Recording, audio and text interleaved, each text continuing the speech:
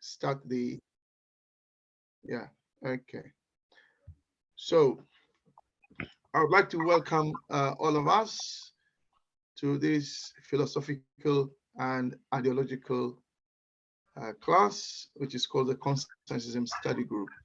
So here we discuss philosophy and ideology and its application to our beloved homeland, Africa. Uh, we normally meet on Thursdays from 7 till 9 GMT. And on Thursdays, we discuss philosophy and ideology mainly. And then on Saturdays, we discuss the political unification of the African continent from 55 neo-colonial governments into one continental government, because we believe that Africa, it's time for Africa to move beyond the Africa Union to a continental African, Pan-African government that uses the resources of Africa for the benefits of Africa. Now, a bit of background. So today, our brother Coco, who also lives in England, is doing a presentation on a book that outlines the actions of the American government and its CIA towards the liberation movement in Africa. Now, for a bit of background, I don't know to what extent we know, but the decision made by Kwame Nkrumah to go to the US to study was made on the basis also and from the advice of Nnamdi Azikiwe of Nigeria, for Nkrumah to go to the US instead of France, which was then a colonial country, and also England, which was also a colonial country, to not go to those colonial, what they call the metropolitan universities of the colonialists, but to go to the US itself. And the US, if you remember, fought for independence from Britain, just as we did in the 1960s. And America at the time never owned any territory in Africa. They were not part of the colonial machine, although America was present at the 1884 division of Africa by the then colonial powers. As you recall, America was there, so were other countries like Turkey, but some of them went as observers. But it was Germany, England, and France really that were at the heart of that thing. Now, but after we got independence, and the metropolitan countries, mainly France, the UK, Portugal, and other countries, when they were withdrawing from the continent, instead of the US to support our liberation movement in the same way as they supported the coup against Nasser, when Britain made a coup against Nasser, America disagreed. And because America said no, the coup against Nasser was foiled. So instead of America to support our liberation in the same way as Africans supported the liberation of America, because you remember that Africans fought in the War of Liberation of America. There's a song called Buffalo Soldiers. I don't know how much you're aware of that, but that song, Buffalo Soldiers, was a celebration of the bravery and the work of African soldiers in the War of Liberation. Instead of America to support our liberation, America rather turned around and started funding coups, in fact, leading coups against African governments. And America, that was supposed to be our friend, and understood what it meant to be a, a free country, rather supported our recolonization. So a lady called Susan Rice, is that correct, Brother Coco? Susan That is Rice. correct. That's correct. So, yeah, so an American called Susan Rice then decided to write a book to detail how America, the United States of America, the country that was led by a black man called Abraham Lincoln, because people don't realize that Abraham Lincoln was a black man. Abraham Lincoln, to fight for the liberation of slavery, of the slaves, to fight for an America that did not have slaves, and who led that country. Abraham Lincoln led that country. This country fought, and they fought a civil war in order for them to liberate all their citizens. This same country then started funding our re-enslavement. And so Susan Rice wrote a book to detail this event and how they betrayed the liberation movement of Africa and till today. And as we speak, there is a war in Ukraine. And as you can imagine, this war is a war over the supply of energy to Europe. America doesn't want Russia to continue to supply energy to Europe. And so they intervened in Ukraine because they want to build a pipe through Ukraine. And this war started in Syria because they wanted to build a pipe around there. Syria said no, so they went to war against Syria. In fact, they incited the war in Syria when they didn't succeed because Russia supported Syria. And so then the war continued in Ukraine. So the war in Ukraine is a resource war. And the undermining of Africa has been on the basis of our resources. And so Susan Rice has detailed the American betrayal. And this is what our brother Kuku is going to talk to us about. It is sad that America did what it did, because it is America that educated Kwame Nkrumah. It's from America that he went to meet George Padmore at King's Cross railway station in 1945, and together with our brother from the US, William Du Bois, they successfully organized the 1945 Pan-African Conference in Manchester, which was chaired by William Du Bois. And Garvey's wife, Marcus Garvey's wife, was also there at the time. And it is from there that the fight for the liberation of Africa started, in earnest, when that successful conference, which was organized, I don't know if you know, by trade unions, because all those who attended that conference came as part of a trade union delegation to the UK. And as a result, that conference was successful, and they went and started fighting for independence. Nkrumah did not at the time consider continental unification. Any unification at the time was on the basis of West Africa only. But it was when Nkrumah was in government that he realized that the enemies of Africa always think continentally.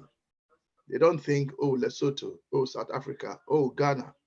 They don't think like that. They don't think on the basis of the colonial territories or the post-colonial territories. When they think in terms of Africa. So Nkrumah advised his fellow Africans at the time to also think in terms of the continent. That thinking never went through. He was opposed by others, including our own comrade Julius Nyerere And to Nkrumah's credit, Julius Nyerere, I am told, was to say that Nkrumah was right and that they did not understand what Nkrumah was saying at the time. That all that has happened since Nkrumah's demise and his own departure from office, all that Nkrumah said happened, and that they didn't understand, but that Nkrumah was right, and so on. So thank you all for coming. So our brother Coco, I'll hand over to him in a minute, will take us through the book White Malice. The title itself is interesting, White Malice. That is how Susan saw it. That is malicious. What America did was malicious, to the extent that, they were even prepared to fund abortions in Africa. They give it a nice name called family planning, but really it was a malicious action to reduce Africa's population without their consent. In South Africa, this, I don't know if you remember, in South Africa, this was where they put pills in the medicine of women. They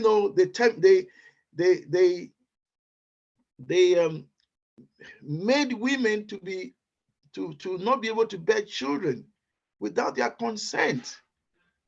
It's really, really, really malicious.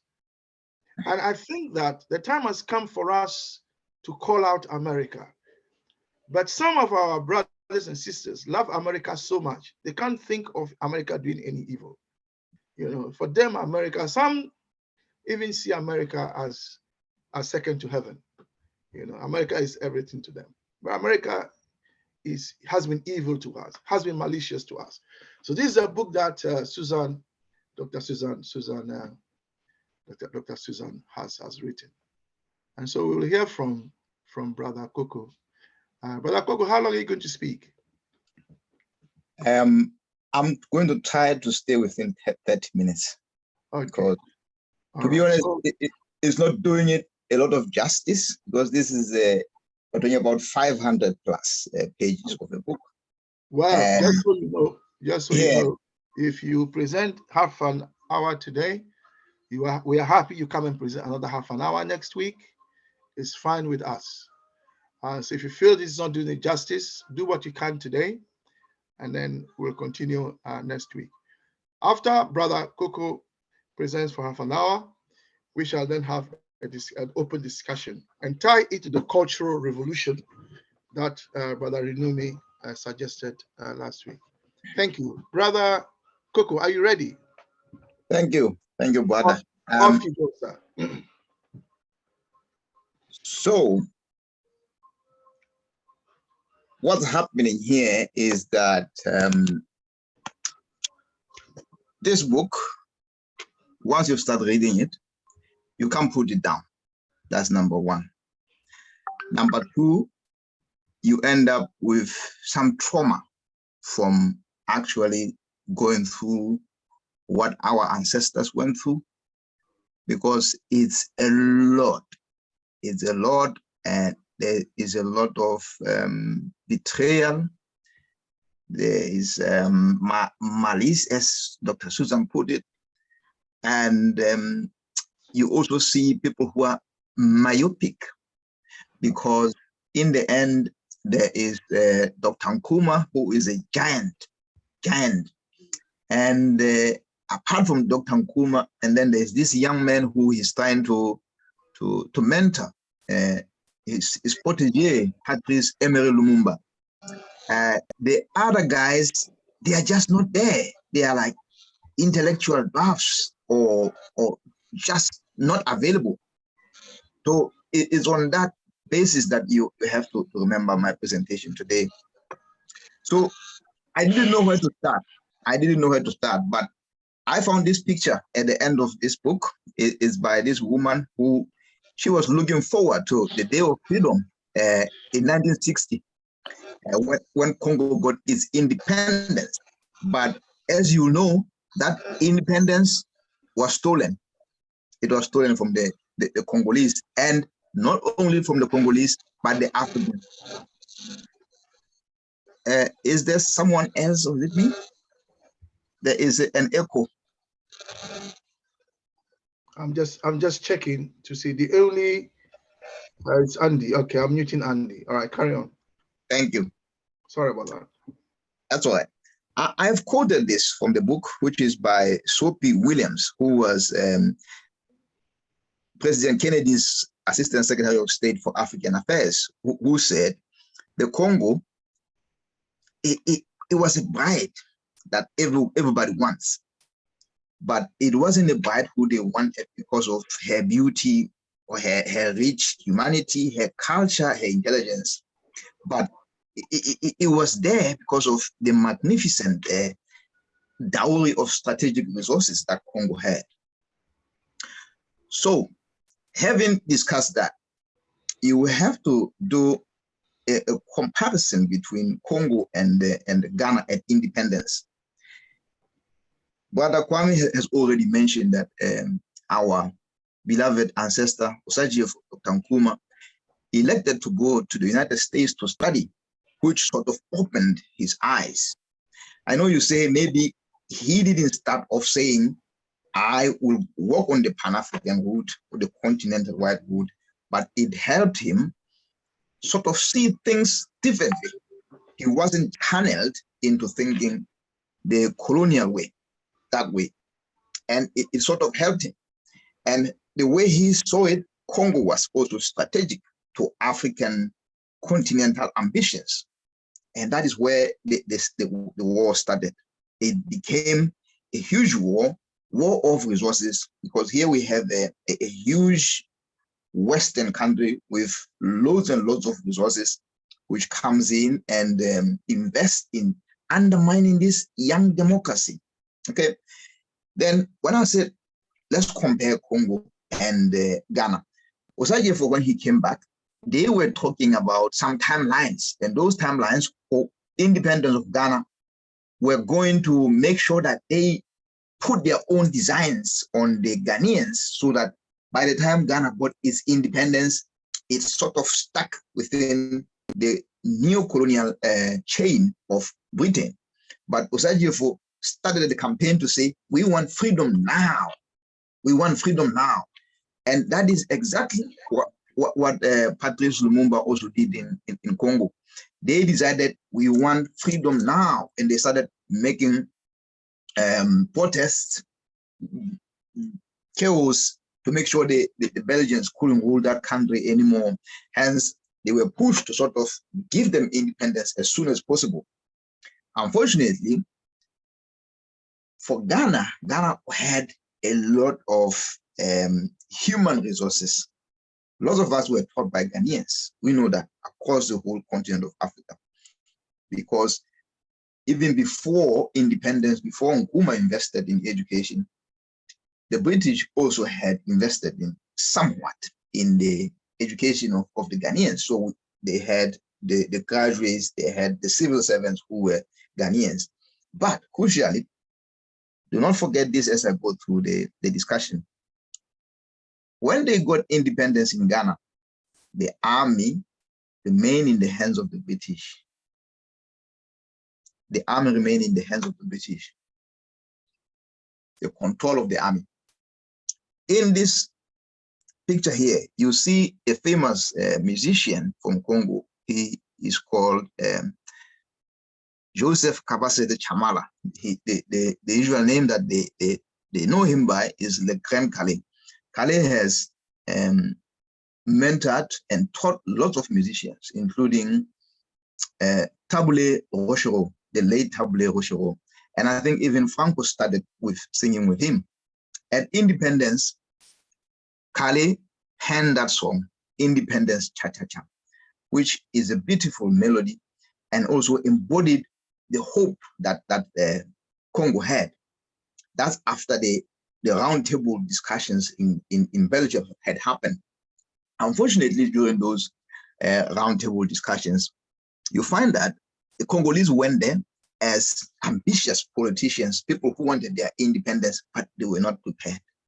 They were just not prepared. And what the Belgians did was they wrote the constitution initially what they say here is that they just took the Belgian constitution as it is and then just modify it to bring in a bit of Congo here and there, but it was never compatible. It was never compatible. The loi fondamentale, which was used to govern Congo in the beginning. I wouldn't play this, but you go in on the YouTube, find Le Grand Calais, Independence Cha-Cha-Cha. The lyrics for those songs, for these songs are there. It just encapsulates the freedom, the happiness that the people had when they got a favorable result at the round table.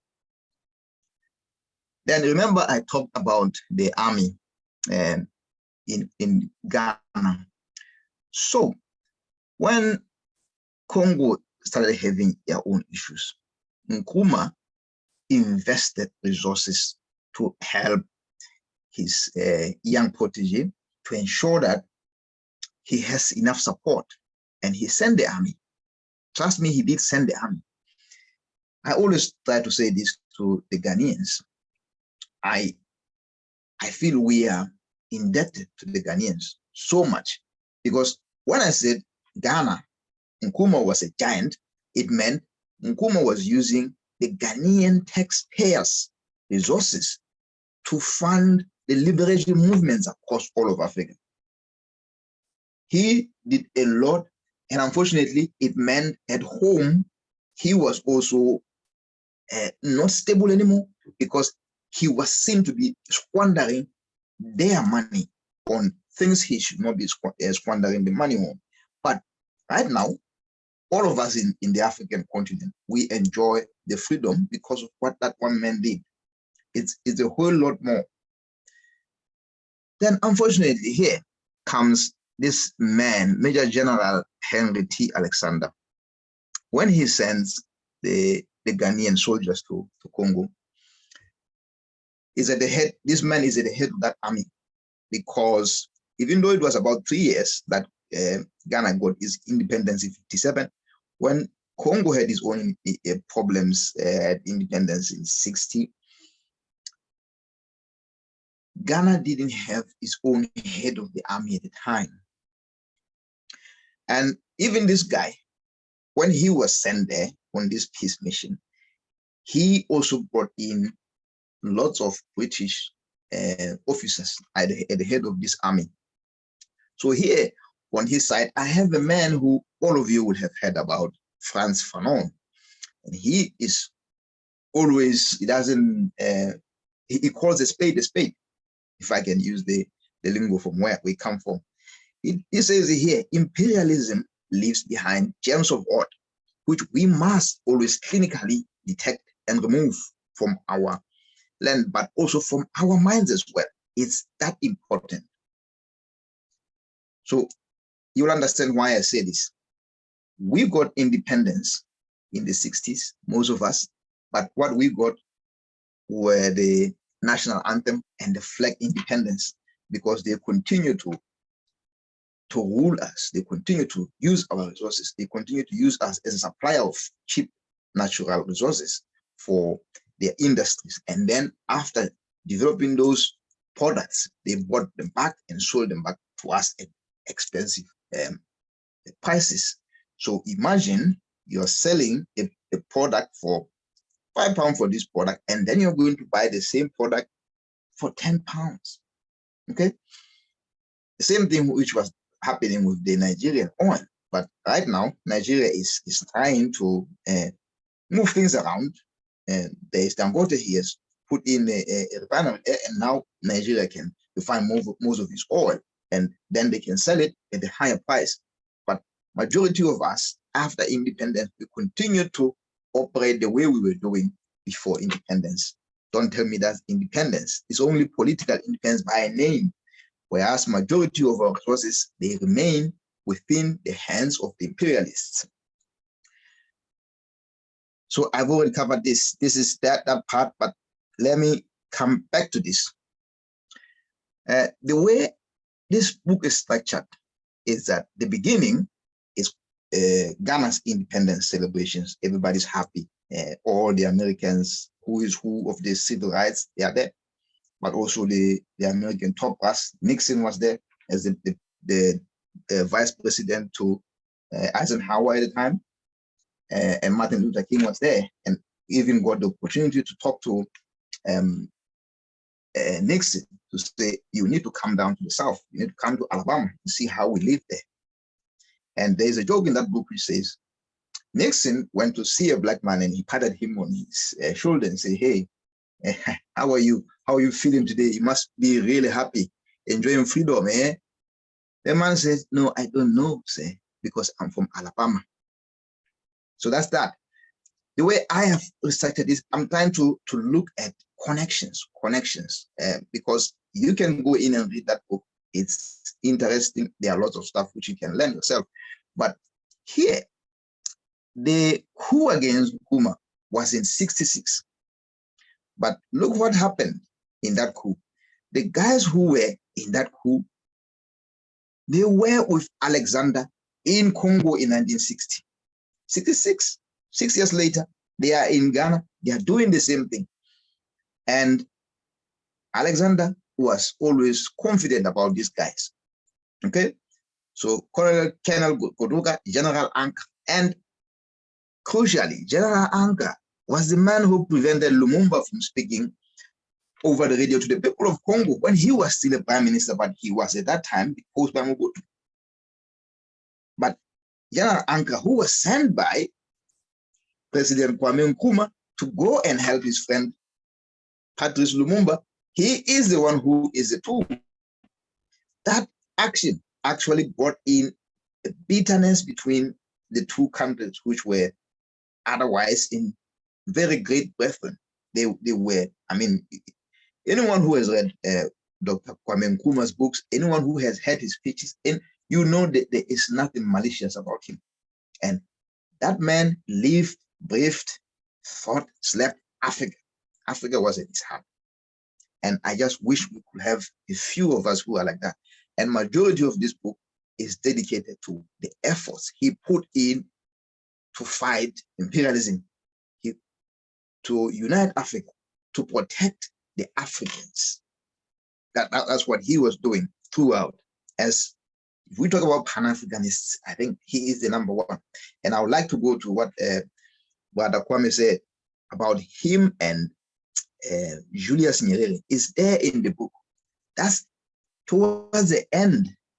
Nyerere said, I used to have robust debates with Nkrumah in most of the conferences we attended, because I thought this guy, whatever he was talking was just propaganda. I didn't believe him. But it took me 10 years of it, for me to understand what Nkrumah was saying. So you see the gap between the lead and the followers. That's why at 63, when he went to the conference in Addis, he knew what he wanted and he proposed and said, guys, we need to unite right away. And the others all chose gradualism. And when you read Dr. Chancellor Williams' book on the destruction of Black civilization, you realize that actually OAU was funded by the West as a project to stop what Nkrumah was trying to achieve.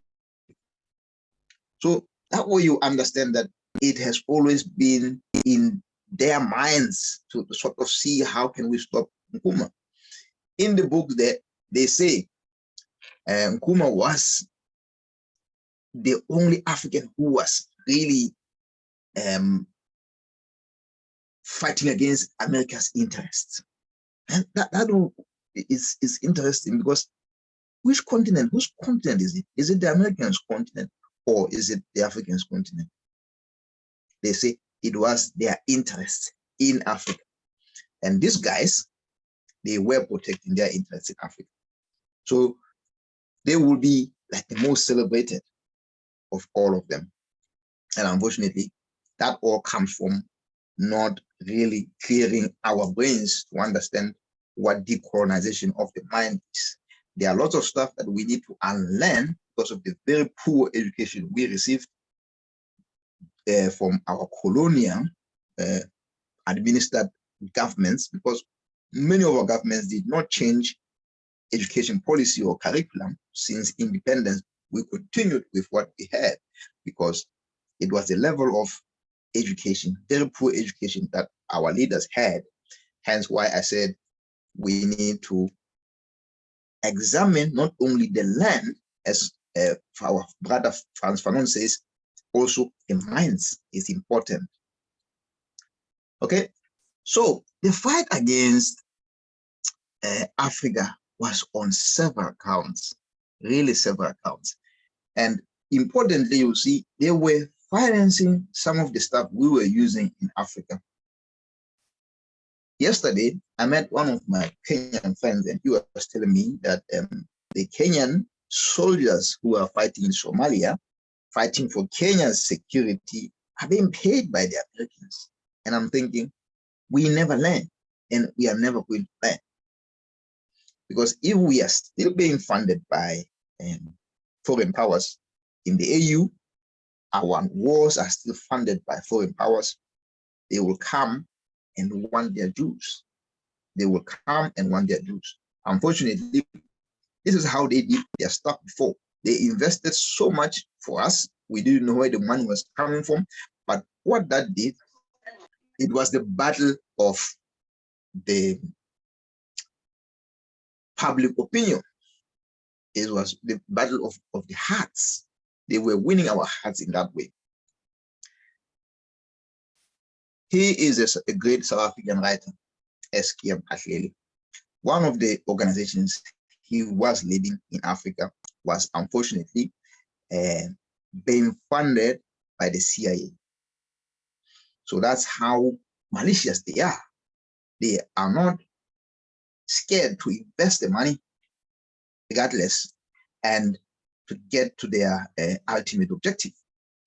And then in Congo, funny enough, is they said, okay, we need to fund all of them because we don't want them to see what's happening or who is getting the money. But in the end, what do we do in the Congo? They were funding Kasavubu, who was the president, funding Mobutu, funding Cyril Adjula, who was then the leader of the assembly. I can't remember the fourth guy, but they were called Binza 4 because they lived in a suburb of Kinshasa, which was called Binza. But they were being funded by the USA.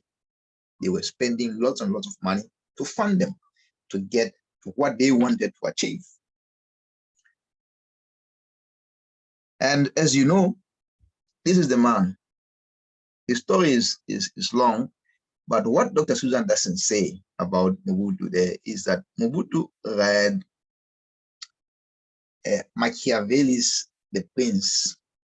He was a big fan of Machiavelli's The Prince.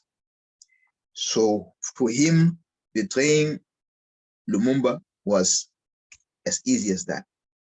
And it came because this guy, he was sort of, you could say, he was groomed even before independence because he went to Brussels on a job which they thought was more of a journalist job. But at the time, Lumumba didn't know. Before the table opened, the round table discussions in Brussels, Lumumba was in prison. He had been imprisoned, political prisoner. It was the second time he was in prison. The first time he was in prison was for as a postal worker. He was accused of fraud for the money which he started paying back. But during the round table discussions, he was in prison, but other political leaders started protesting, and he was released to go there. Comrade, can you pause, please? Pause. Comrade Makama, can you mute yourself, please? I'm trying to mute you, he's not letting me. I don't know why. As host, I should be able to mute everyone. Nobody should be able to come to this meeting and be unmutable. Okay? So I'm not really happy about that. Everyone in this meeting must be mutable. And I don't know why you are able to mute yourself and I can't even though I'm host. I'm really not happy about that. Anyway, thank you for muting yourself. Comrade, can you continue, please? Thank you. Thank you. So you will all know that the story of Mobutu when sorry, once again, I'm sorry to interrupt. Comrade Pigeon, can you get in touch with Brother Makama and find out who he or she is, please? Thank you. Comrade Makama continue. Yes, Comrade Makama is a member for, is a secretary in the movement of Comrade Mafafa. So he's the one who always come here to represent Mafafa. All right, thank you. Carry on. Thank you, sir. All right. Cool. Yeah, carry on, comrade. Sorry to interrupt. Don't worry about it. So Ghana hosted the independence celebration in '57, and it became a really big fanfare where all of the Black world went and celebrated, and they enjoyed freedom for the first time. And it also raised their hopes and showed them what it could be to be independent. And then the next year in '58, President Nkrumah decided to host the All-African People's Conference in Ghana. Something which was also historic because it was the first time that a Pan-African conference like that was held on African soil. And the symbolism is that it was on a free African soil, something which they were talking about. The idea has always been, liberation first, then unity after. That was what the theme for that conference was. And here is the man who was one of those key to that session, and he was chairing that session. So I've put him under CIA assets here because unfortunately, in the end, our brother Tom Mboya, who was a Kenyan trade unionist, and again, from what I hear, one of the most brilliant minds in Africa, he had sort of moved to the enemy camp. And in 1960, when Lumumba is there, they met, because they met here in '58 when they hosted the People's Conference in Ghana and became friends, and they also both spoke Kiswahili. So when they meet in Washington later in 1960, Lumumba is there going to meet the UN to sort of negotiate the withdrawal of the Belgian troops from his land. And unfortunately, at that time, Tom Mboya was there for representing a Kenyan trade union movement, the trade union which he represented, but to talk to some of those companies which I said before that the CIA was investing in them. They were investing in a scheme which was then called Airlift Africa. And Airlift Africa was being used by the CIA to again identify some of those rising leaders which we had in Africa and train them to make sure that they stay within the pro-Western camp. One of those was Washington Okumu, and he appears a lot in this book. And the other is, unfortunately, the late Barack Obama Sr. So Barack Obama Jr., his dad was also one of the CIA assets. Okay. So false fund. The guy in the middle in glasses is the Vice Premier, Antoine Kizenga. Sorry, my slides, I cut them too short there. I shouldn't. He is one of the most important characters in this book because you could say he is more of the conscience for Lumumba. He was someone who was, if he had listened to him throughout, I think Lumumba could have still been alive today. But he just didn't listen to Kizenga. The West, they hated him. I think Kizenga had done philosophy, had done psychology, because he had gone through teaching for priests, but sort of came off that and then went into politics. And Lumumba was very, very lucky to have someone like him on his side because he could read people's characters like that. So when when they had an issue with Belgian troops. So the situation is like this.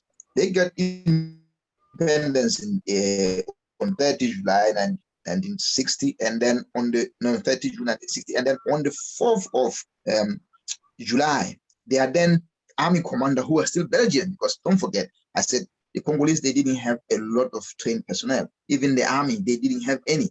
So most of the Congolese army, they went to complain to say, come on, it's independent now. Why do we still not have some of the officers? We don't have any commissioned officers. And this guy said, they say he took a blackboard and wrote on the blackboard and said, before independence is equal after independence. So which means don't expect that things are going to change because now you are independent. Belgium is still in control here. So the army went into mutiny. And then the Belgian people started fleeing all the way into Brazzaville or wherever they could find refuge in. And then the Belgians, they sent their troops. And most of those troops were in Katanga. And then next, Katanga seceded. And later on, I think in August, South Kasai seceded under a self-styled king called Alfred Kalonji, who was selling diamonds from that region. But this man, he stood by Lumumba throughout. So the book, it's mostly about the stories that developed between Lumumba and Mobutu and then Kizenga. Because at some point, Lumumba, after he encounters a problem with the army, he desires to change the top parts of the army and bring in a Congolese officer. And he appoints someone who didn't even have military training in Lundula. But then he appoints Mobutu as Lundula's chief of staff, which angers Kizenga. And Kizenga says, no, this cannot happen. He doesn't really realize that this guy is a wolf with sheepskin. And when Mobutu leaves town at one point, he changes him and puts Mpolo there as the chief of staff. But when Mobutu comes back, he complains to Lumumba, and Lumumba listens to Mobutu. Unfortunately, we know the story there. It's his own Judas, if you know the story from the Bible. So this was one of the CIA fans. These singers, they just came in to entertain where they were in America. They didn't realize that actually they were also doing the CIA job. Again, here we have the CIA. We said they do have the CIA assets, and then they have the CIA agents who are largely the Americans. But this guy, he was their favorite African. He was a guy called Holden Roberto, and he was a lead in Angola, but unfortunately he refused to work with the MPLA. That's why Nkrumah decided not to support him. But throughout, the Americans were spending their money on this guy. But in the end, Savimbi came along and decided to put in Savimbi for the destabilization of Angola. But in the end, you all know the story. The Cubans came in and helped, but it's not covered as much in that book. But you should know the story. Sorry, can I come in here? Just briefly. Don't tell us we know the story.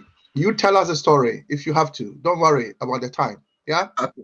Don't assume we all know the story.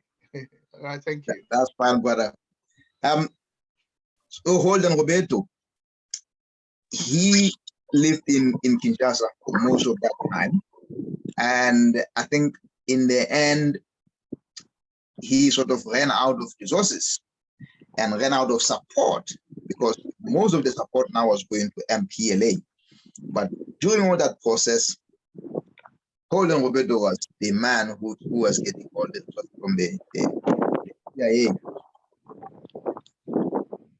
But Nkrumah, as someone who was against tribalism by all means, he is the one who actually advised Lumumba to say, Lumumba, you have to go pan-Congolese, you have to go national. Because Kasavubu, Chombe, Kalonji, and all the others, they were all going along tribal lines. So Lumumba was unfortunately one of those guys who was actually a Pan-African and also a nationalist. So I put this under the women's seconds. Most of you will know this guy, and he also was a brilliant trumpeter. And he was in Ghana before independence, and then during independence he didn't attend, but he sent his wife. His wife went there with the record, which he dedicated to President Nkrumah. And then in 1960, when there was a crisis in Congo, unfortunately, the CIA again came in and financed or organized that Louis Armstrong have a tour of Africa.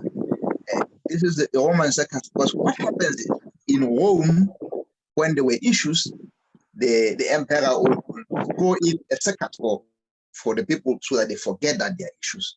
And unfortunately, at that time, Louis Armstrong was that circus. He was thrown in there to do that, just that. And here is a heart-touching story where Louis Armstrong goes to Ghana and he sees a woman who looks like his mother. And he says, I know I come from this place. I come from this place because his mother, the woman who looks a lot like his mother. And if you look at Louis Armstrong here with Nkrumah, you could say these people are cousins. It's just like that. The song which he has dedicated to Nkrumah is here. Most of you will have heard that before. Is What Did I Do to Be So Black and Blue? And it's a sad story. Like my only sin is in my skin, is because I'm black. And is what Dr. Martin Luther King also identified when he went to Ghana for the independence celebrations, that we and the Ghanaian people, we suffer from the same issue of white supremacy. So there is that white supremacy always going along. And using that white supremacy, we are taught to believe that we are inferior. And that's why we are always agitating towards the West. We don't think anything African can be any good. But it's important to realize that most of the inventions, even in the West, they've been by black people. It's something which we need to bring in. So Dr. Nkrumah, when he knew who his enemy was, because his enemy was using lots of propaganda to attack him, lots of propaganda to attack Lumumba, and to attack anyone who could be against their interests in Africa, he launched the Voice of Africa magazine, which was distributed around all the African countries. And George Padmore, his Trinidadian brethren, who was with him towards his end, until his end, was in charge of producing this. That's why I say the Ghanaians, they spent a lot of resources to make sure that Africa was free. And Dr. Nkrumah outlines that vision in his independence speech to say, Ghana's independence means nothing without Africa being free. And that is what he did throughout. He lived that. So having said that, this is about 34 minutes into my presentation. I'm happy to elaborate more again next time. And next time, what I intend to do is to talk through the timeline of how the crisis happened in Congo. But this is a story. The story is more about Nkrumah, it's more about Lumumba, it's about the CIA men who were involved in there. And the story is always to say, the Soviets, if they had access to uranium, they were going to control, they're going to monopolize the trade of uranium. And they didn't want the Soviets getting their hands to that. In the end, Lumumba and the Kasavubu they go to Hamax George, the Secretary General, and Ralph Bunch, who was his under secretary, then he said, you need to kick out the Belgians in 2 days. If you don't do that, we'll go to the Soviets. And I think that's why Lumumba was murdered, in short. All right, Comrade, thank you so much for your presentation. We are still recording, but thank you so much for your presentation. We'll now move to discussion.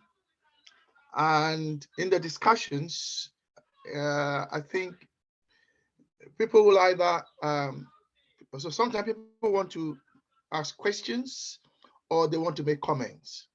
So what we'll do first is, let's take questions only first. So if you have a question on the presentation, ask Brother Coco so he can explain. After the questions, then we'll go to comments. Then if anyone has a comment to make, they can then make their comment. I hope the ground rules are clear. And we will continue to record the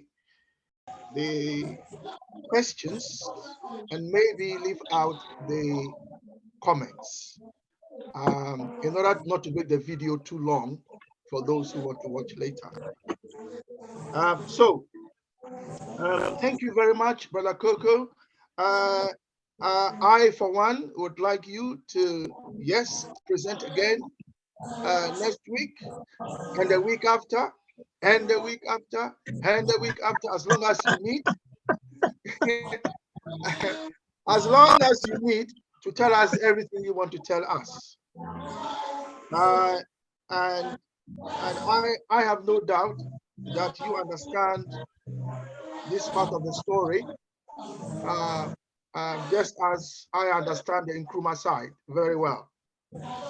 You've shown your grasp of the history and the issues as much as anyone I know that has talked about these things.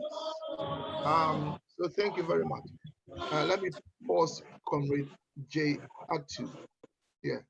Yeah. So we will move on to questions, and those who have questions, I know Brother Comrade Pigeon has raised his hand.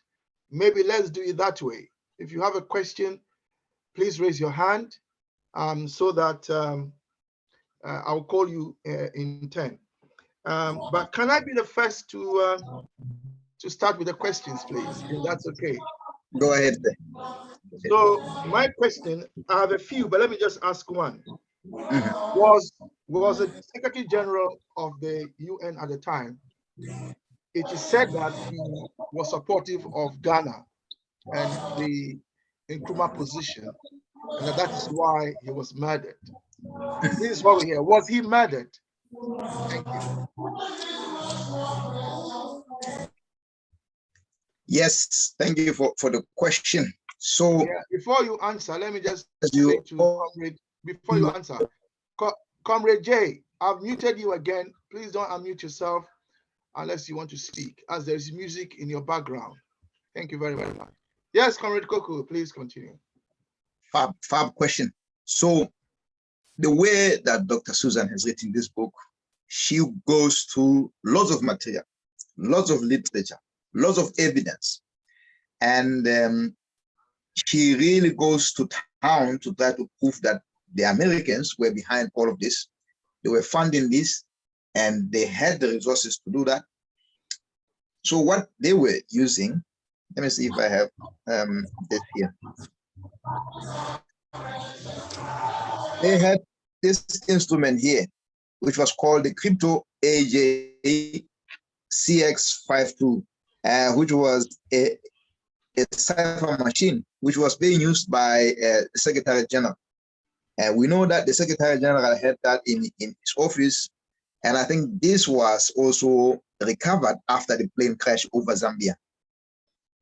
So again, what we know is that the Americans had transported the Fugger planes, fighter planes, through France. They took them out of their hand, made it as if they were the French who were transporting them. The French transported them to Katanga, which was under Moise Chombe's control there. So those two key evidence, the recording and as well as the figure which we know was involved, were the two things which links Hammarskjöld to the Hammarskjöld's death to CIA. And I think there were some evidence again which were recovered in Johannesburg, but it was so redacted people cannot tell what it said. But yes, Hamax George was murdered because he knew that there was a dirty play in Congo regarding Lumumba's death or the involvement of the Belgians, involvement with the CIA. And again, there is these are his two right-hand men. The first one is Ralph Bunch, who retired. He was the first Black American guy who got, I think, a Nobel Peace Prize for his involvement in the Israel, I think, Arab War. But after he left, there was Rajeshwar Dayal, who came from India, and at that time, the Indian Prime Minister was very good friends with Dr. Nkrumah, and he did everything in his control to protect Lumumba there. And he would have been keeping the Secretary General in the picture of what was happening. He could see what was happening. He was a very intelligent man and a very, let me say, he had a lot of integrity, unlike most of the guys who operate in there representing the United States. Thank you very much. I have another question, but I'll wait for others to ask first. So, Comrade Pigeon, is your hand up because you have a question? If so, please carry on. Oh, thank you. Greetings, all comrades in the house. Apologies for being late, but at least I made it. I want, first of all, to heartily congratulate and thank Brother Coco for wonderful presentation. Of course, as you had said before, you had already commented on this. I'm really impressed also with the presentation. And I'd read this book a bit. One thing that he hasn't said, I think, was what I came across is that the uranium was stolen from Congo, and that uranium is what was used to make the atomic bomb that was used to attack Japan. So the bomb that the USA used to attack Japan was from uranium in the side of Congo. That's what I got. But one thing is that I want to really talk a bit on this guy called Tom Mboya. Yeah, hold on. Actually, hold on. The grounds are, if you have a question, we'll come to comments later. You are making comments. What I said was, let's take questions first, and then we'll come to comments. So, do you have a question for Comrade Coco? Yes. Now, my question is... Bear in mind, hold on, bear in mind that Comrade Coco has said that he has more to cover. So what you are saying, he will cover later. But this is his first presentation on a big book. Big in the sense that it has a lot of issues. So please, what is your question for Brother Coco? Thank you. No, my question is, who actually killed Tom Mboya? That's interesting. That isn't covered in the book. We just know that he was involved in this dark world, and in the end, he met his fate from some of his handlers who were in the CIA. So we suspect that the CIA themselves would have killed Tom Mboya. He could have been killed because he wanted out.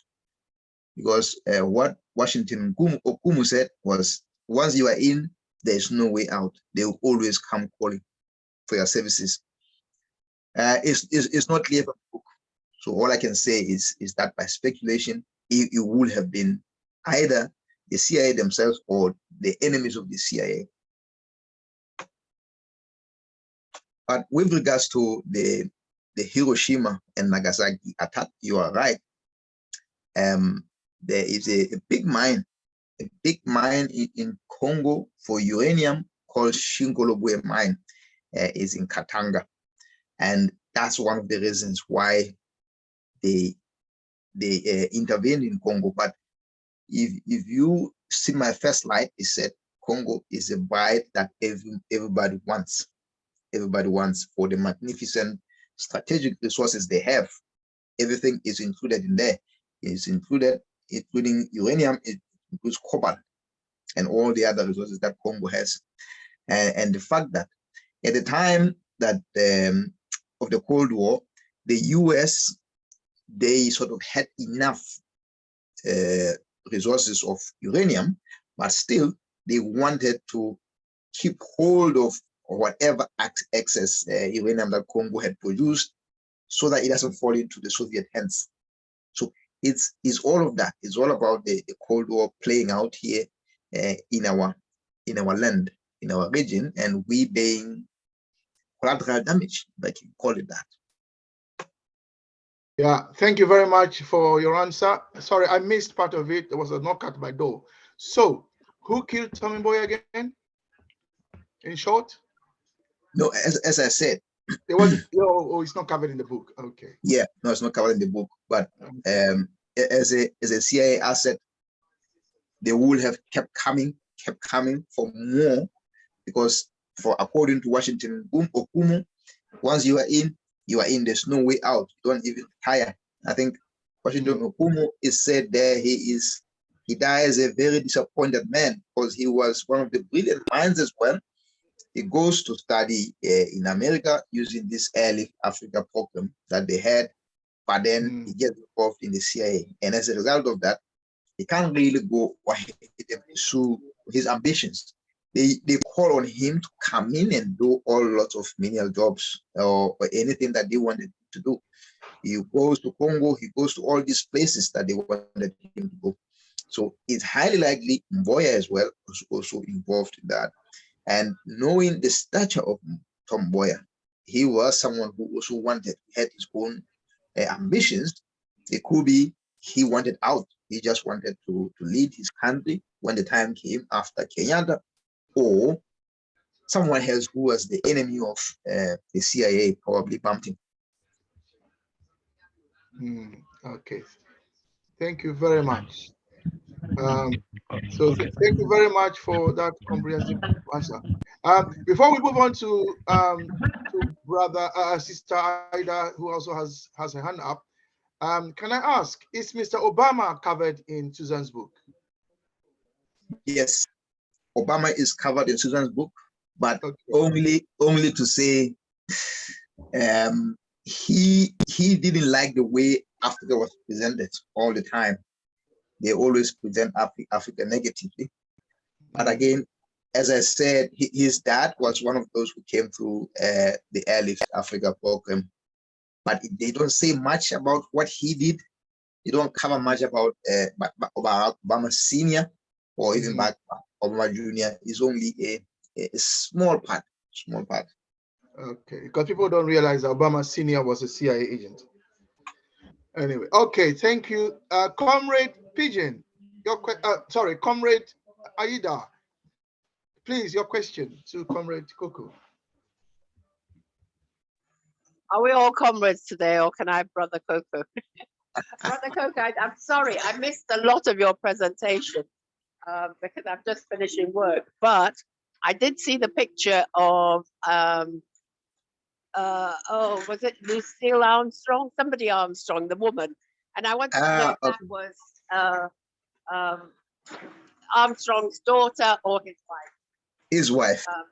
His wife. Okay, yes. Thank you. And please, at some point, could you put the name of the book and the author either in the chat here or in the our normal chat? Yeah, sorry, which book, Sister Ida? The book that he keeps talking about. It's been shared already. The entire book has been shared in our WhatsApp group.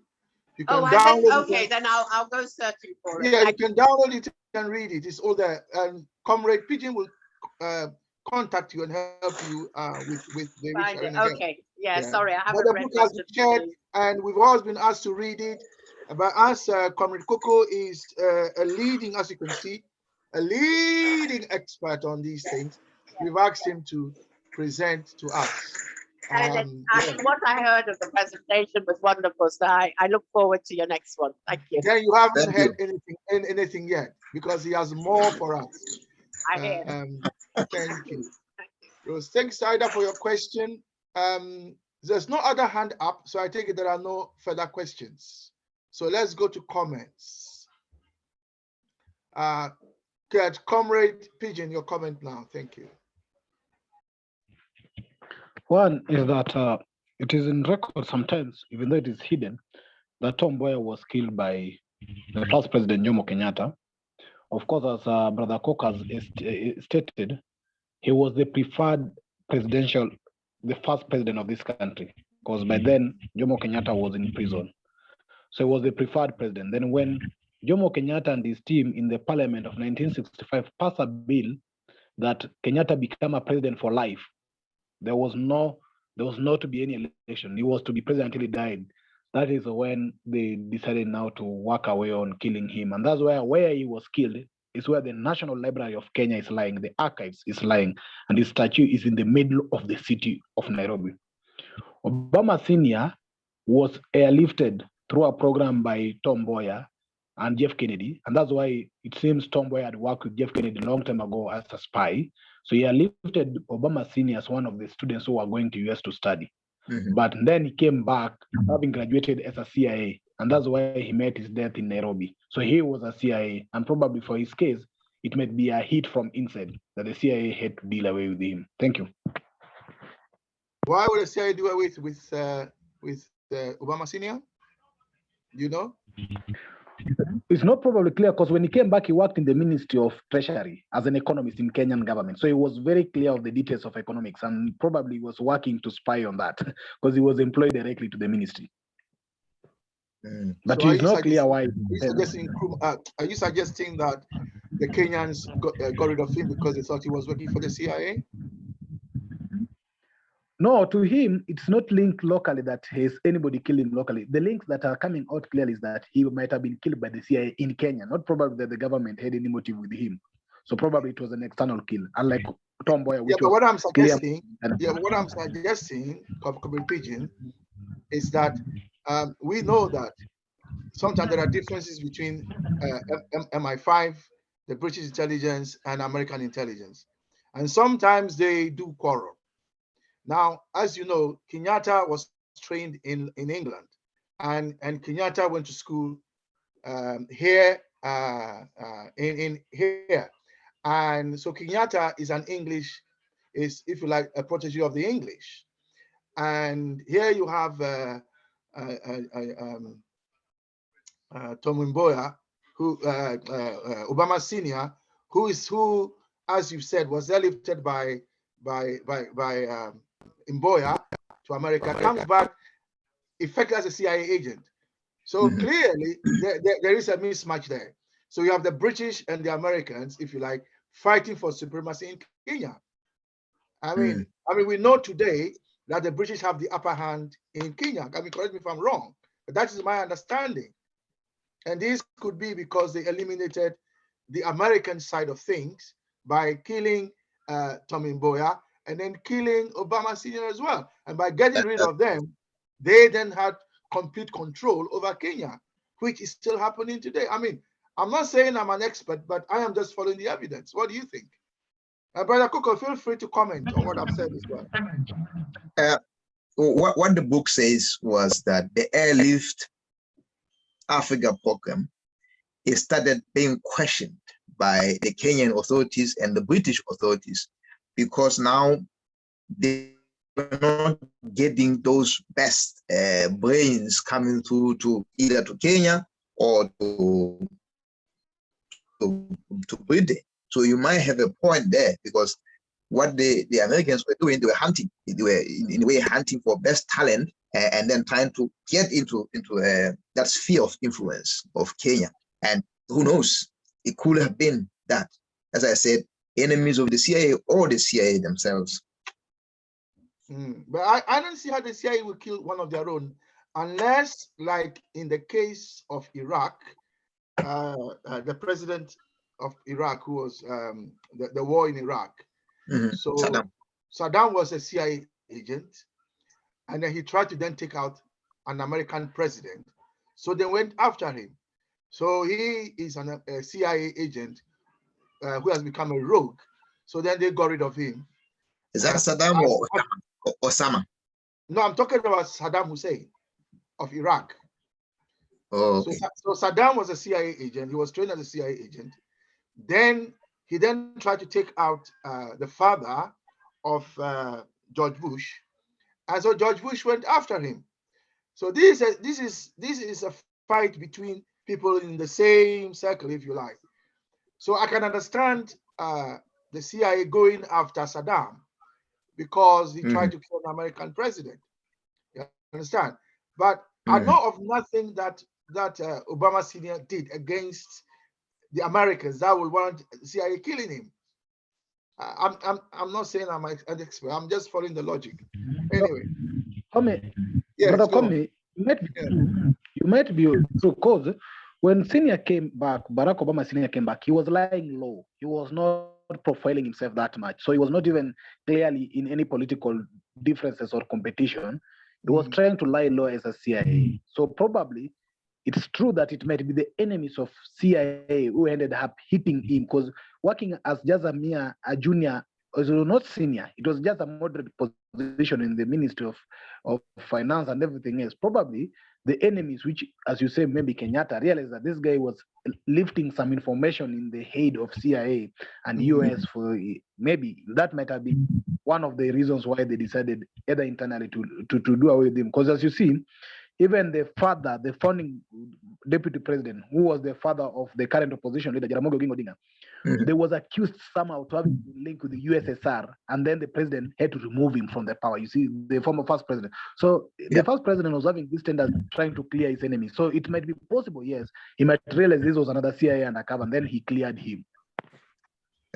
Just to correct you on that, it sounds like Odinga was again another prospect for presidency, and what it expires is that the CIA actually smeared him. It was a smear campaign by the CIA, which sort of brought those differences between him and Kenyatta, because initially they were very close. They were very close, and Odinga actually supported Kenyatta for presidency initially, but once the CIA came in and realized that Odinga wasn't pro the US at all, they had to remove him.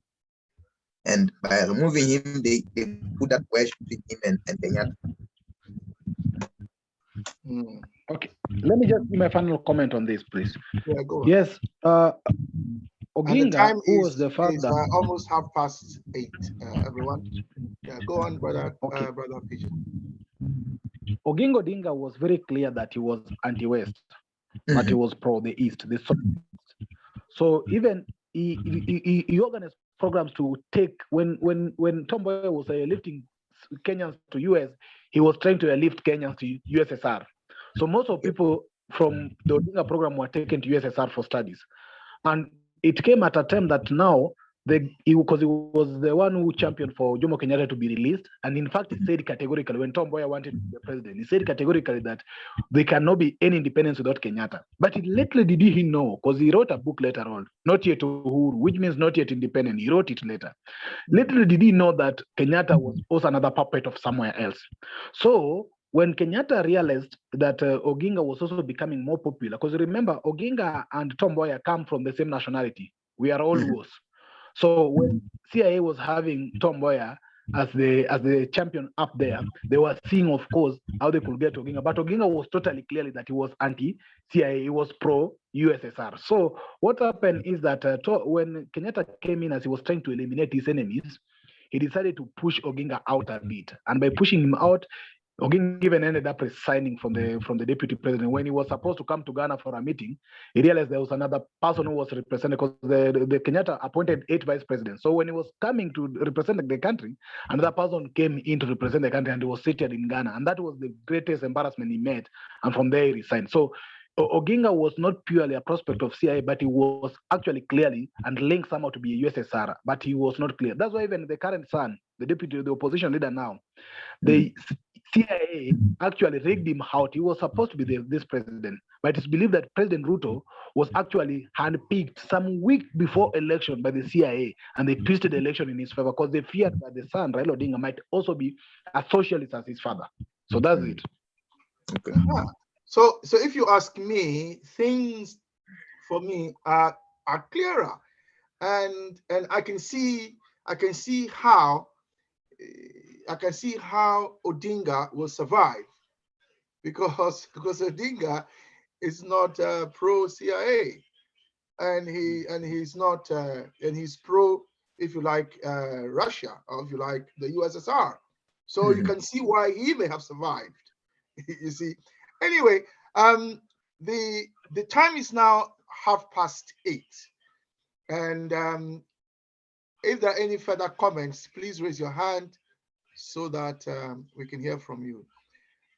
In the meantime, Comrade Dan Bele, Sister Nyaguthi, Sister Shola, Brother Mafafa, welcome all of you to this interesting discussion, the first of its kind in our class anyway. Thanks to Sister Ida, who through her discussions and responses got us to where we are in terms of what we should be discussing. May I remind all of us that all that we have heard is in relation to the unification of the African continent. How do we unify the continent and create a continental government? How can we have a continental government on the continent? And the discussion that Brother Koko has shared with us, which he will continue as long as he needs to share all that he wants to share, is that resources, the resources of Africa, is at the heart of everything. That the Black woman, I repeat, the Black woman, by the Black woman I mean Mother Africa, who gave birth to all of us, everyone on this planet, whether you are white, whether you are yellow, whether you are red, whether you are green, whatever your color, you are the child of the Black woman. And this Black woman who gave birth to the whole human race, Africa, she has all that her children need. She has everything and probably needs nothing from anyone, because everything came from her. Philosophy, ideology, science, astronomy, anything you can think of. I have a book here on the history of mathematics. In there, you can see the Greeks themselves are saying that everything we know, it is Africa that taught us. The Greeks themselves are saying that, not someone interpreting what the Greeks said. This is the Greeks themselves who we are told are the mothers and fathers of Western civilization. And sometimes when the Greeks are mentioned, it's mentioned as if the Greeks were all white. And yet the Greeks, all the Greeks were not white. You know, all the Greeks were not all of them were white. Not all of them came from other countries. Some of the Greeks, because it came under Greek dominion, were Africans and never left the continent. I'm talking about great giants like Euclid, the one who wrote the first mathematics textbook that the West used for almost 2,000 years before new geometry were born. Euclid was an African. And here when you see pictures of him, he's a white man. You know, the falsification of history is itself a big business. You know, there is a theorem called the Pythagorean theorem, which says that the area of the two smaller sides of a right angle triangle is equal to the square on the hypotenuse. The Chinese were using this thousands of years. The Indians were using it. The Africans used it to build the pyramids. Suddenly, it is Pythagoras that created it. You know, there's falsification of history. But however, at least in mathematics, my field, the profession has accepted that Africa is the birthplace of mathematics. And they have accepted it. And the birthplace of mathematics is in East Africa, in Congo, because there is a mathematical object there that they found, which is in Belgium today, that gives proof that Africa is the birthplace of mathematics. I mean, don't even mention, we're not even mentioning the 29,000 years history of the planets and their movements in the sky. You know, we're not even mentioning that. For 29,000 years, our forefathers kept history of the movement of the planets, you know, which is the basis of all modern science to do with astronomy and so on. I mentioned this to say that the black woman has everything, and the black woman's children have not united. Her children on the continent have not yet united and listened to her voice and come together to run a government in the interest of her children.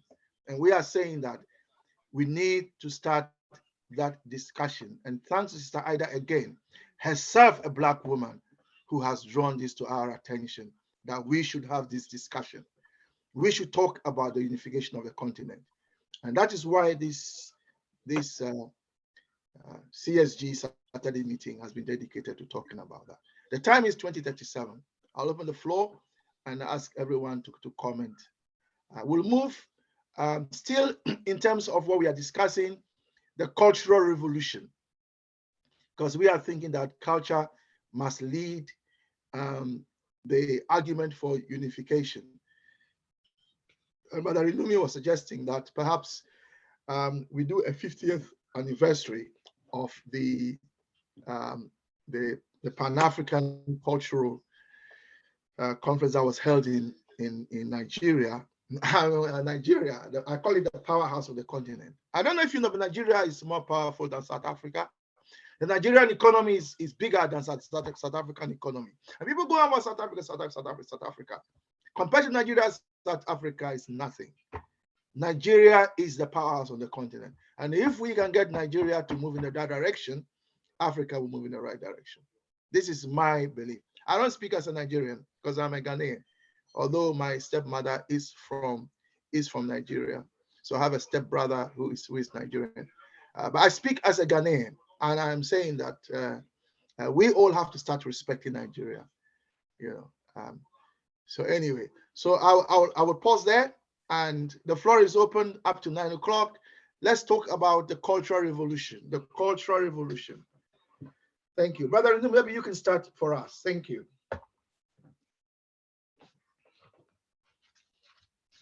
Comrade. Yes. Please. Should I pause the recording now, or should I keep it recording? Please allow me to. Please allow me a minute, please. Yeah. Should I continue the recording? What do you think? I think we should, because Okay, unless we want to keep the recordings for this. Yeah, carry on. Okay. It's on. One comrade has asked me that we've done a lot of talks. What's the way forward? And I'll say that we've done talks, but have we really understood the talks? Like what Brother Coco is presenting to us here about CIA, if we don't understand it and go out there to sing revolution, we might put another CIA in power. So one thing, as I propose, as Brother Coco will be doing his presentations on this aspect, let's clearly understand how did African leaders become CIA spies? What were their conditions that made them be one, and how were they made to be one, and how did it play out? Because we as a class are planning for the liberation and unification of the continent, and probably the CIA are also planning their way. So we might end up, if we don't understand their way, we might not end up getting our way out. So it's very important to understand their way in order to get our way out. Because I know today they're coming in the sponsorship of political ambitions. They sponsor your campaigns, they sponsor your presidency, they take you the loans and IMF, they give you sponsors. Like now, I'll tell you clearly, two comrades like Comrade Bobby Wine and Comrade Malem are trying to struggle for the African name, and as we've been CIA aspect. So what I encourage other members in this class, let's learn how these members became CIA spies, so that as this presentation will be over, we can find our way out after learning their way in. Thank you. Thank you, Brother Pigeon. Let's make something very clear. CSG is not a political party. CSG is not a government.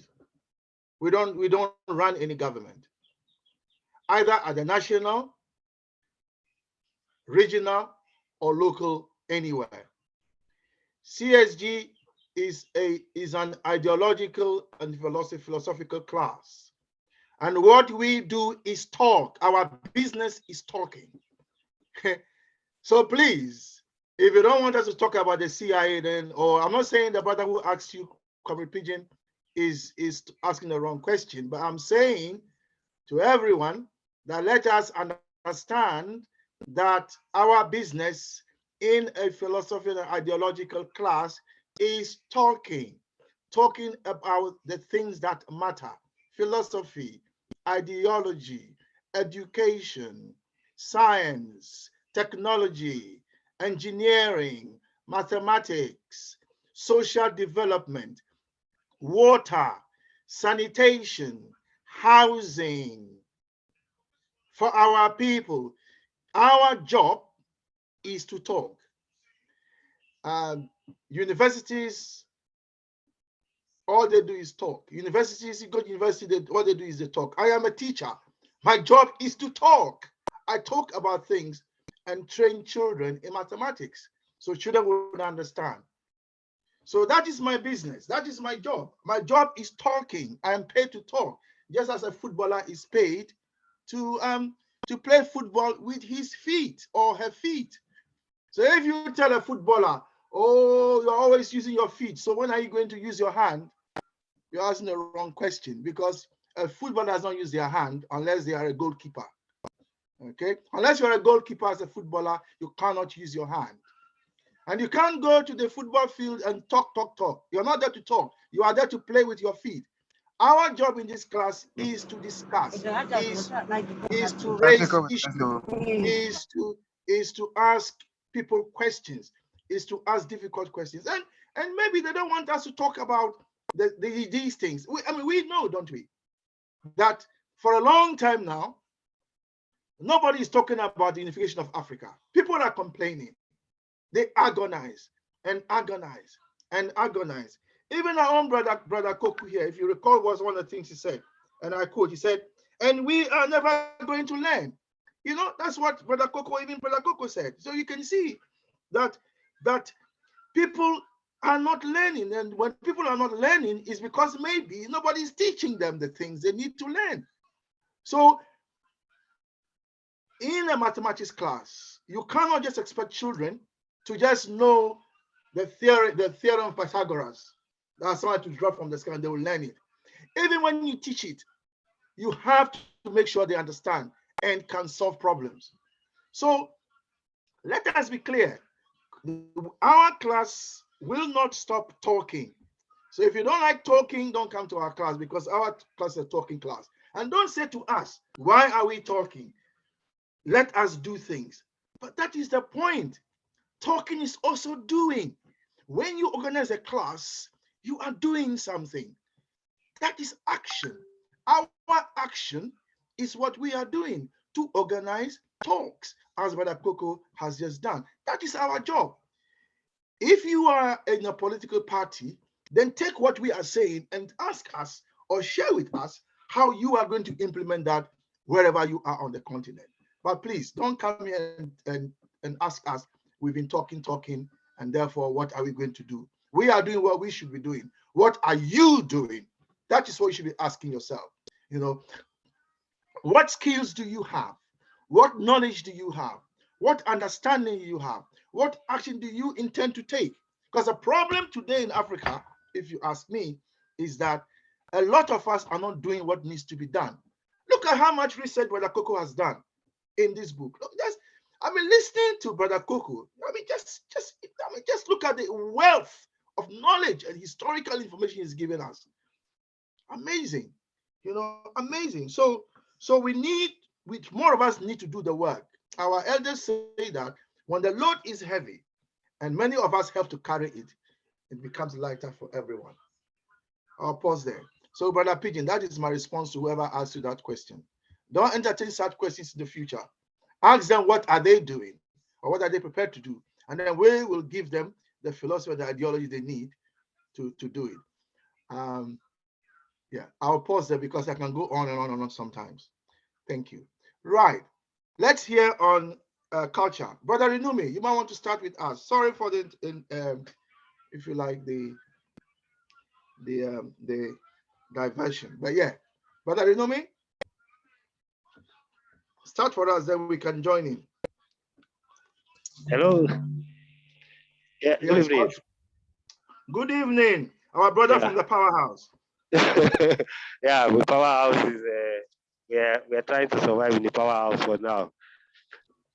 Yeah, I've not done much. I've started some background work on the cultural research, but since last week we agreed that Brother Coco was going to present today, and I think there's even another person that's meant to present. So I was taking my time to prepare my presentation on the culture. So that is really no, we're not not much. asking you to do a presentation on the cultural revolution. We just want to introduce it again in terms of what Nigeria did, just so that we are all aware of what the discussion has been. And Oh, okay. Yeah. Oh, and then right, when okay. you are done with the research, you can present. Yeah, okay. So you said what's the question again? Yeah, basically tell us about what Nigeria did in terms of the cultural revolution in 1977? Okay, 1977, yes. Yeah, tell us about it. 1977, we had a follow-up first stack to the first one. The first one was done in Senegal, 1966. And then the second one was in Nigeria. It was initially meant to be in 1975, but because of some itches here and there, it was because I think there was a change of government from Gowon to the Gowon government was already having some issue until it was eventually ousted in 1976 or thereabouts, and then Obasanjo came in. So the first track was eventually held in January 77, and so it features about 56 African countries from other people from the diaspora. It had the national theater that was built for that event is still the main national theater in the Lagos State, which is now Nigeria's capital, economic capital, as it were. And then there are a lot of housing estates, Festac Estate and the Festac Satellite Estate. These are estates built to host the contingent. Is a major estate and real estate facility today in Nigeria. A lot of things that were built for Festac 77, they are majorly part of a Lagos landmark today.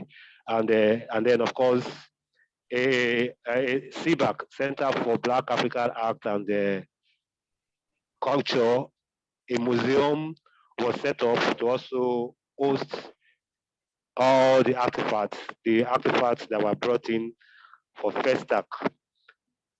Also, as part of the events of the Festac, a colloquium, art and cultural colloquium was held, from which a lot of papers were presented. That actually is what we are going to rely on, the documented proceeding of this colloquium. I visited, within the week, I visited one of the CBAC satellite office inside the University of Ibadan, around where I reside. So I've got some copy of the colloquium proceeding, and I'm going through these things. And but majorly one of the landmark discussion which I wish we had followed up was the issue of which I hope the Africans have followed up, was the adoption of a continental language. Because then even UNESCO has been now advising Africans to adopt a continental language so that communication amongst us can be more fluid. So that those of us that speak English wouldn't feel closer to London than our brothers that do not speak English. As it is today, we in Nigeria, we feel more closer to London, to Ghana, than to Republic of Benin and Togo, that are in between Nigeria and Ghana, because those ones, they are francophone.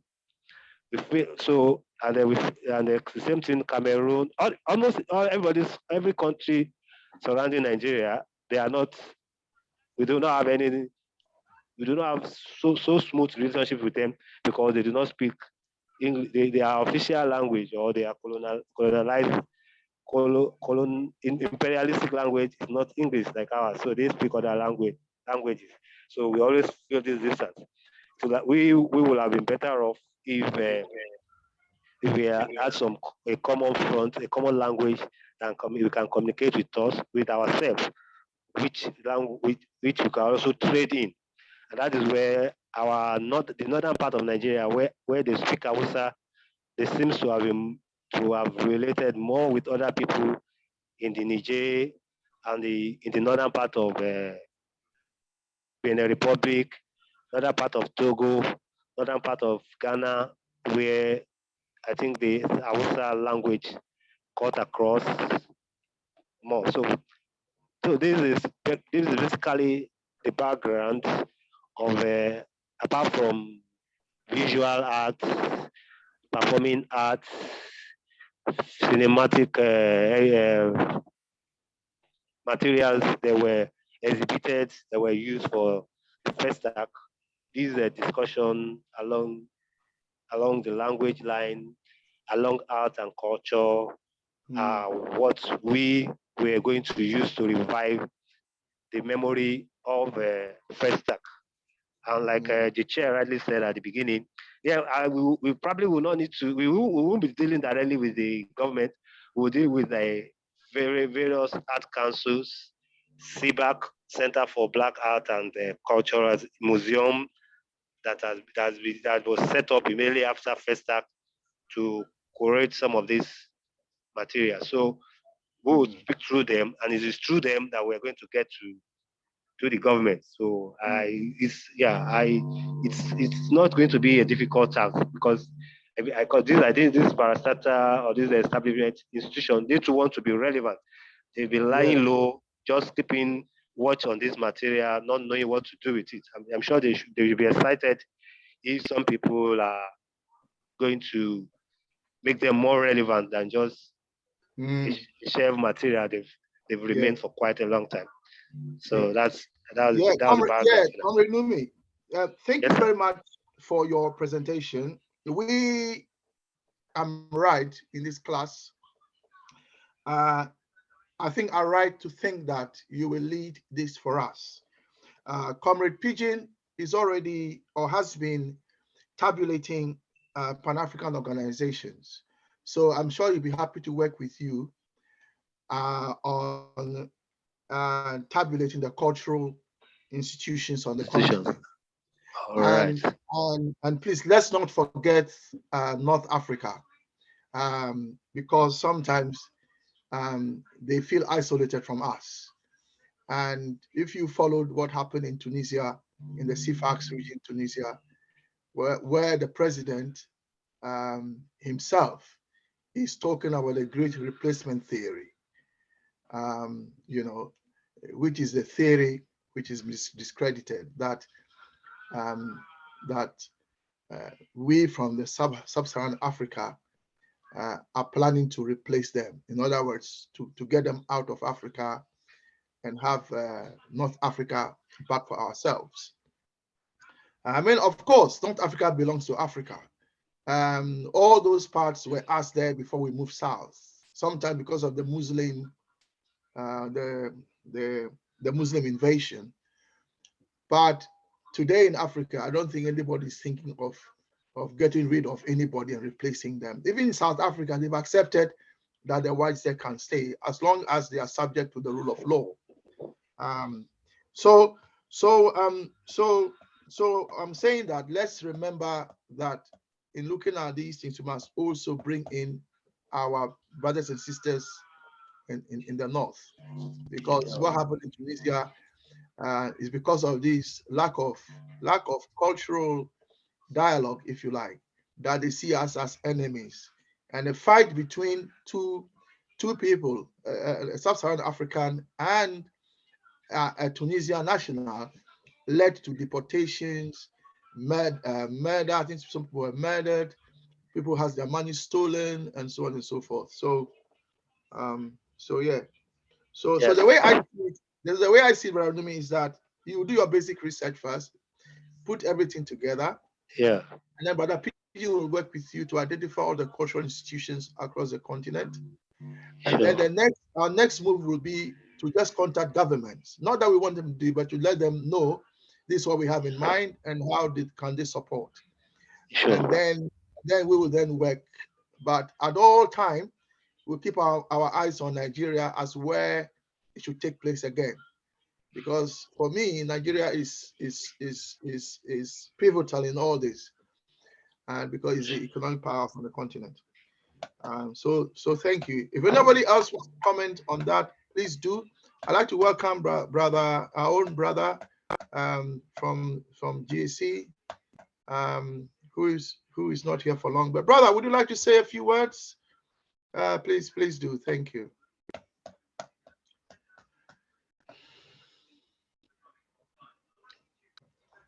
Yeah, you need to unmute yourself, brother.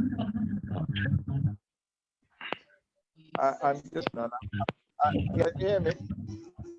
Yes, we can hear you, brother.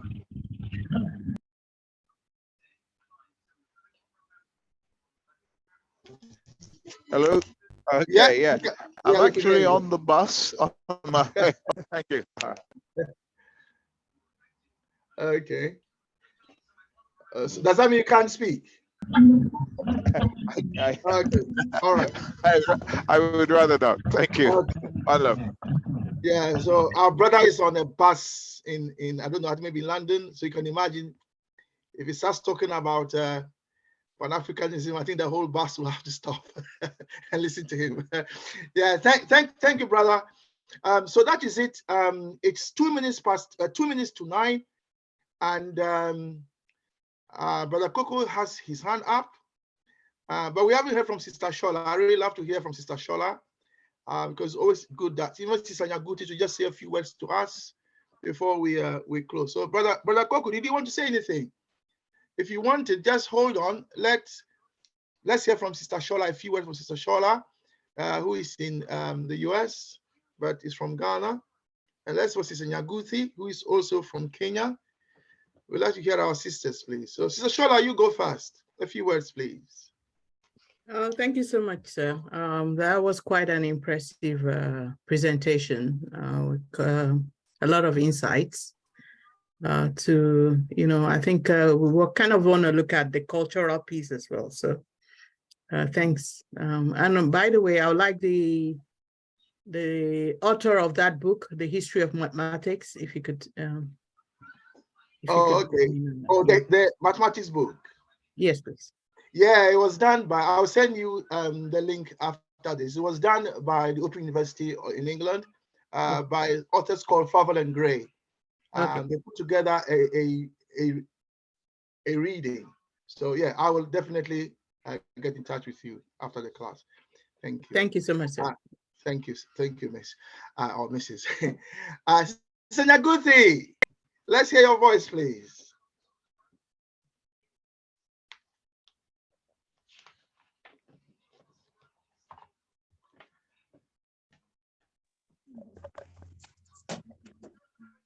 Good evening.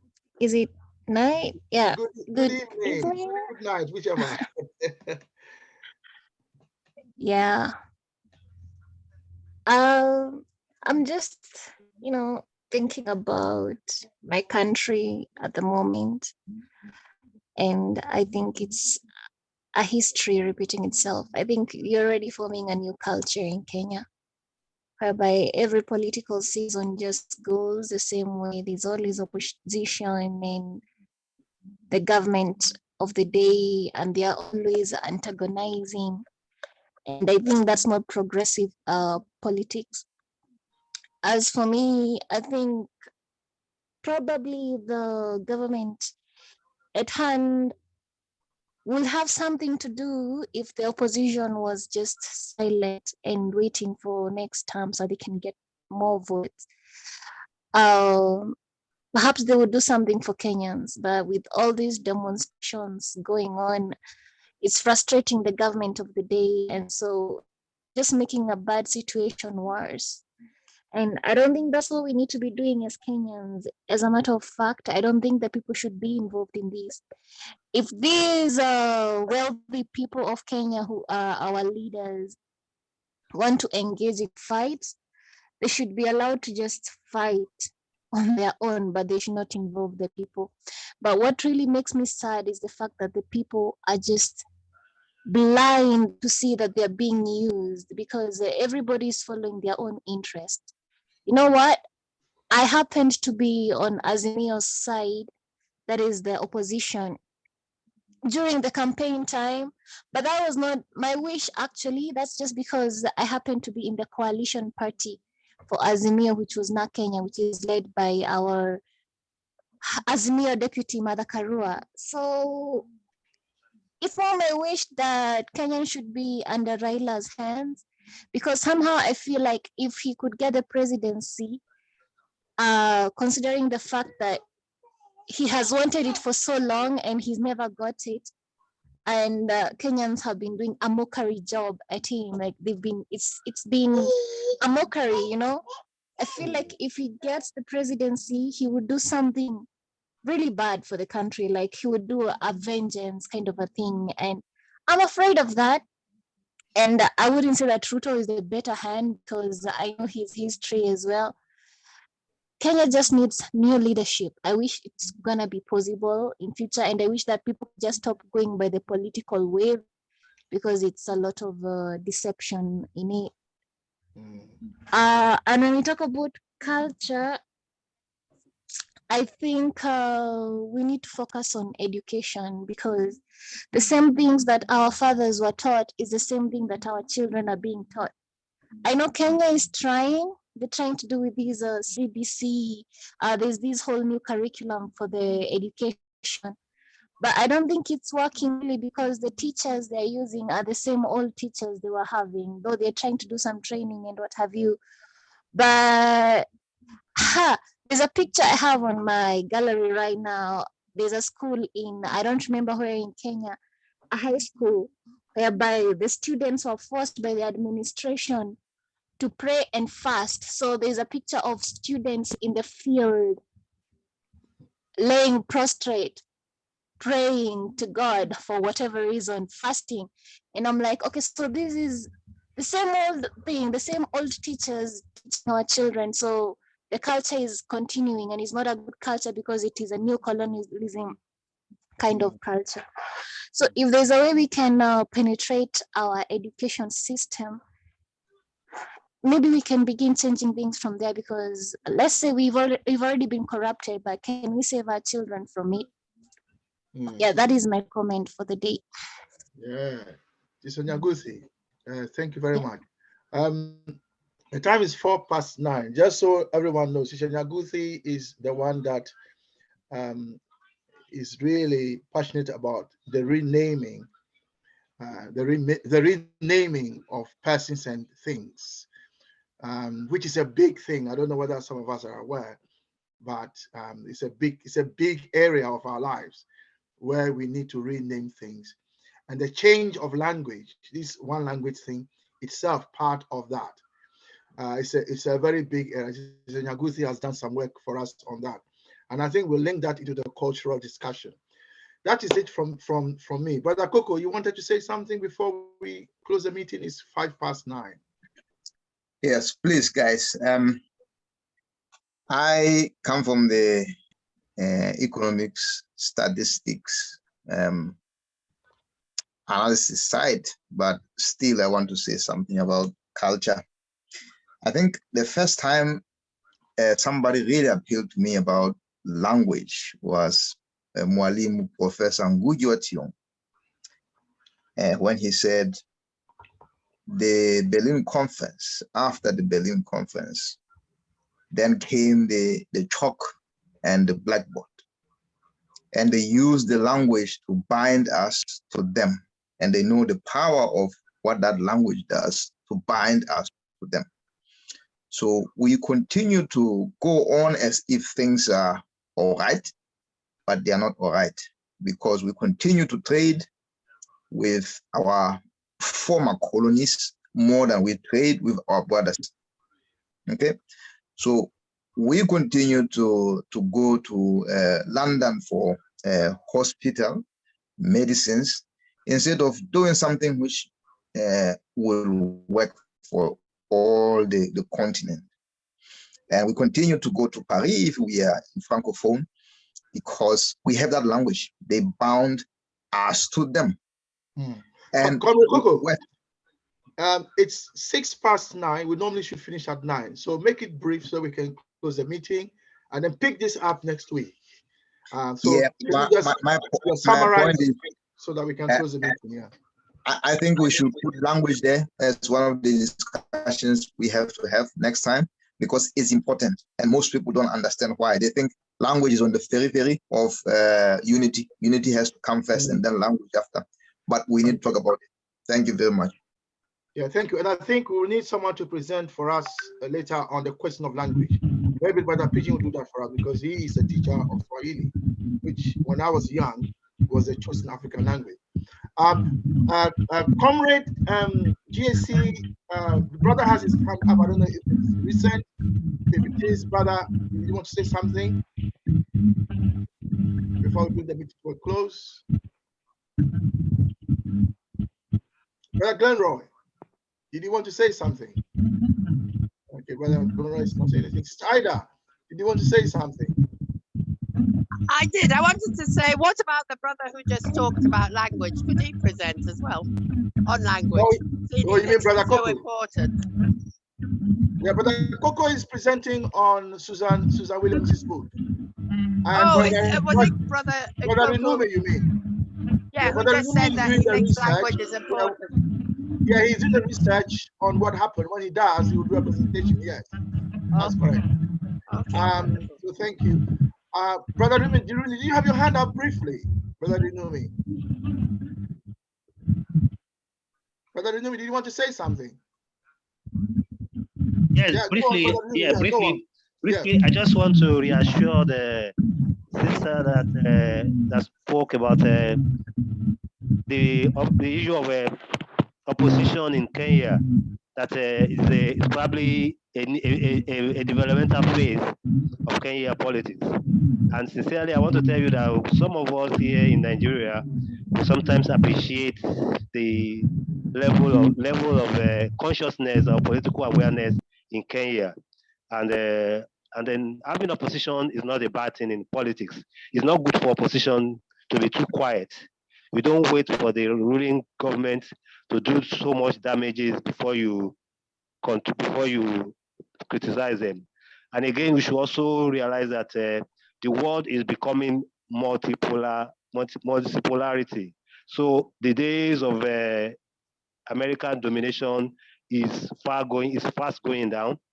So a lot of other sentiments are going to be prompting people to object to whatever they think is not in their own interest. So it is good for us to have opposition. It's good for us. So it's good for us also as citizens to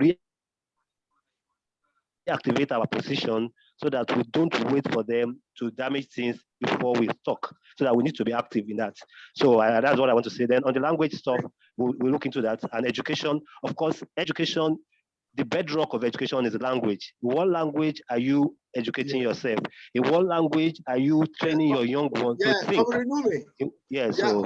All those thoughts for next week. We need to bring the meeting to a close. But thank you for your wonderful thoughts. Brother Pigeon, final comment. We need to bring the meeting to a close. I am not an African when it comes to time. If we say 9, we must finish at 9. Right now we are going over 10 past 9. That is not good for our reputation. Comrade Wilson, you are late. Please don't be late next time. Sorry. Final comment, and then we need to bring this meeting to a close. Please make it short. At least you have rights to command on time today. You opened the meeting early enough. Anyway, I'll say that as Ngugi said, language is a carrier of culture.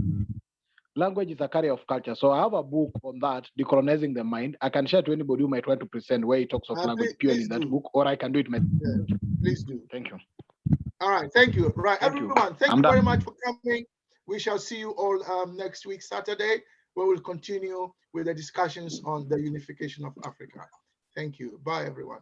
Thank you. Bye-bye. Goodbye.